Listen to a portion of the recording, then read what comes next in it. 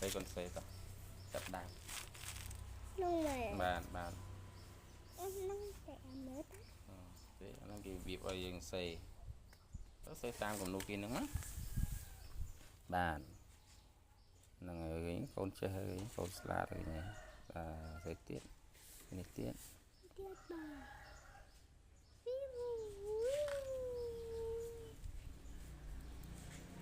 cái tam của nó nào nè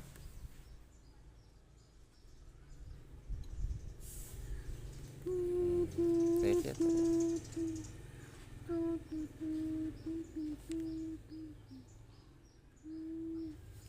đó nên đó lấy tàng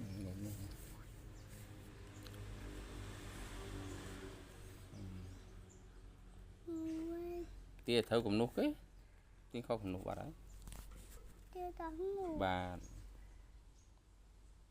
là ngày tiết một tiết ba rồi 230 đô la lên đây